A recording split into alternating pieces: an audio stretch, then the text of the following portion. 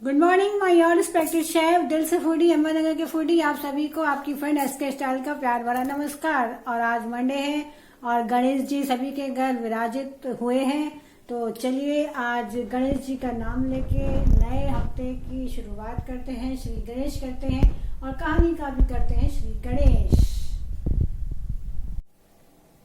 तो फ्रेंड्स आज की कहानी स्टार्ट करते हैं। गणेश जी के उपलक्ष्य में करते हैं क्योंकि गणेश जी सभी के घरों में विराजित हैं। तो और गणेश का नाम लेके एक बहुत प्यारी सी कहानी हम लोग बताते हैं कि उसी इंसान को सफलता मिलती है जो अपनी मंजिल की तरफ एक कदम से, एक मन से लगातार उसी अपनी राह में चलता रहे। तो एक राजा था और वो बहुत ही दयालु, बहुत ही प्यारा, बहुत ही एक नेक दिल वाला राजा था। वो अपनी प्रजा से बहुत प्यार था करता, मतलब अपने से पहले अपना परिवार और अपनी प्रजा के बारे में वो सोचता था। एक बार और वो भगवान का भी बहुत बड़ा भक्त था, भगवान की भक्ति में ही वो लीन था। उसको जो भी फायदा मिले उस अपने बारे में ना सोच के सिर्फ अपने परिवार और अपने प्रजा के बारे में ही वो सोचता था। तो एक बार उसको भक्ति से उसकी खुश होकर उसको भगवान ने दर्शन दिए। वो इतना खुश कि इतने बड़े भगवान ने उसको दर्शन दिए हैं, पर वो इसका फायदा वो अकेले नहीं उठाना था चाहता, क्योंकि वो एक नेक दिल आदमी था। उसने बोला, भगवान आपने मुझे तो दर्शन दिए, आपने मुझे इस लायक समझा कि आपने मुझे दर्शन दिए, लेकिन मैं चाहता हूँ कि मेरे जो रिश्तेदार हैं, मेरे जो प्रियजन हैं, मेरा जो प्रजा है, आप उनसे भी मिलें, आप उनको भी अपना दर्शन दें। तो भगवान बोले, मुझे कोई आपत्ति नहीं है उनको दर्शन देने में, पर क्या वो मुझसे मिलना चाहते हैं? तो वो राजा बोला, क्यों नहीं, भगवान से कोई क्यों नहीं मिलना चाहेगा, भगवान से तो बिल्कुल लोग मिलना ही चाहेंगे। तो राजा तो सारा टाइम फिक्स हुआ, डेट दिन फिक्स हुआ कि तुम इस चोटी पे लेकर आना अपने प्रियजन और अपने प्रजा को, जिसको मुझसे मिलना है मैं सबको दर्शन दूंगा, सिर्फ तुम्हारे कहने से। तो वो बोलता है ठीक है। वो उसने ढिंडोरा पिटवाया, पूरा ऐलान किया कि इस दिन भगवान सबको दर्शन देने वाले हैं, कोई भी अन्य काम में बिजी न रहे, बल्कि अपने ही जो आपको बताया जा रहा है मेरे पीछे चले। वो दिन आ गया भगवान से मिलने का। लोग आए, उनका परिवार, उसकी बीवी और उसका पूरी प्रजा उसके पीछे। थोड़ी दूर जैसे ही उन्होंने चलना शुरू किया, एक तांबे का उनको पहाड़ दिखाई दिया।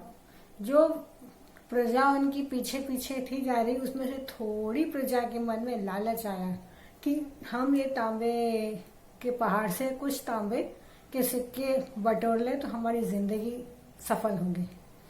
राजा ने उनको मना किया कि आपको ये लोभ में नहीं आना है, क्योंकि आपको मैं प्रभु से मिलवाने जा रहा हूँ, प्रभु से बड़ा तो कुछ है ही नहीं दुनिया में। राजा ने बहुत समझाया, पर वो नहीं, हमें प्रभु से तो हम फिर कभी मिल लेंगे, अभी जो हम तांबे के सिक्के बटोर लें, अपनी पोटलियां बांध लें, तो उससे हमारा जीवन सफल होगा। थोड़ी दूर आगे चलते हैं तो चांदी का पहाड़ दिखता है उनको। तो राजा के जितने भी लोग पीछे आ रहे थे उसमें थोड़े से और हुए कम। राजा ने मना किया कि चांदी का पहाड़ का लालच मत लो, हमको भगवान के दर्शन करना है। मन की जो संतुष्टि है, जो असली खुशी है, वो मैं उनसे आपको मिलवाने जा रहा हूँ। मेरा विश्वास करो, आपको आज भगवान मिलने वाले हैं। पर कुछ लोग लालच में आ गए, चांदी के सिक्के बटोरने बैठ गए। थोड़ा और आगे वो लोग चले तो राजा फिर वहां पे सोने का एक पहाड़ दिखा। अब जो उसके बहुत सारे रिश्तेदार थे वो भी उसको छोड़ के सोने के सिक्के बटोरने चले गए।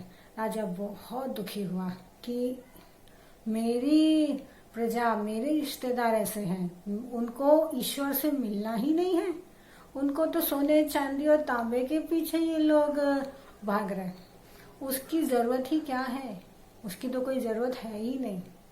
तो फिर भी उसने बहुत रोका, पर कोई प्रजा उसकी सुनने तक को भी तैयार नहीं थी। तो फिर उसने अब मन में सोच रहा था कि मैं उस भगवान को कैसे अपना चेहरा दिखाऊंगा, जिसको मैं बोल रहा था कि भगवान पूरी प्रजा तुमसे मिलकर खुश होगी। तो ठीक है, समय और आगे गया, वो लोग और आगे गए। फिर अपनी बीवी को भी उसने देख के बोला कि देखो, मैं इनको भगवान से मिलवाने जा रहा हूँ, और इनको है कि सिर्फ वे पीतल और चांदी के पीछे हैं ये लोग जा रहे हैं। बीवी मुस्कुराई, बोली वही तो देखो। थोड़ी और आगे गए, उन्होंने क्या देखा, वहाँ पे एक सबसे खूबसूरत चोटी थी जिस पर हीरे ही हीरे थे।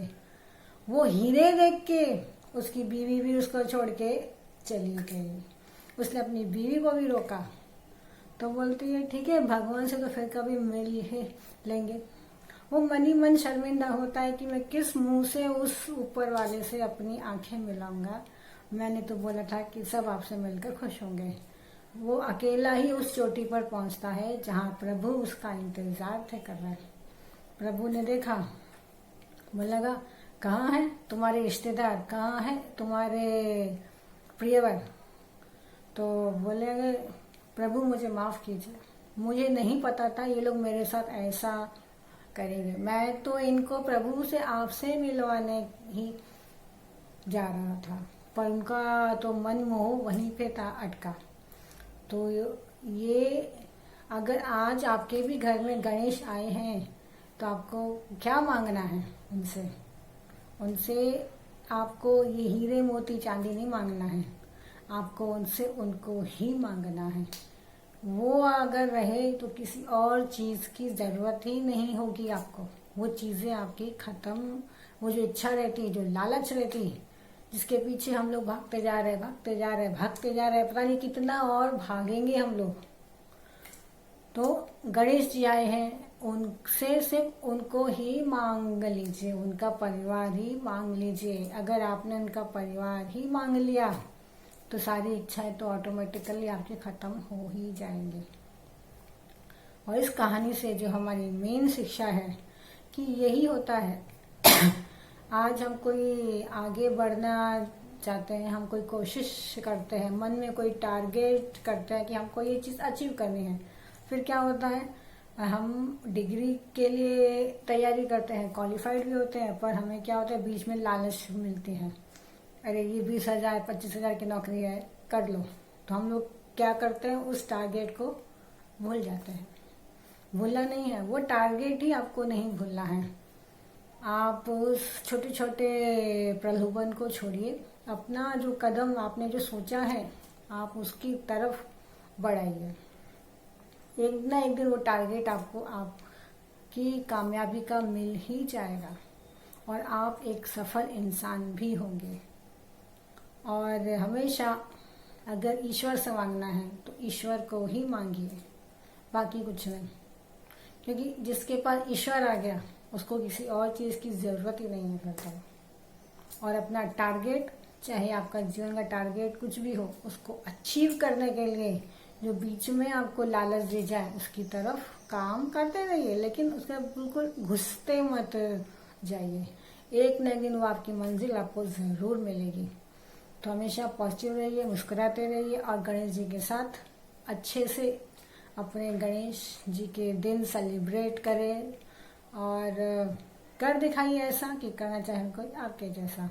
अगर आप कुछ अच्छा सुन रहे हैं तो दिल से फूडी ही सुन रहे हैं। बाय, एस के स्टाइल।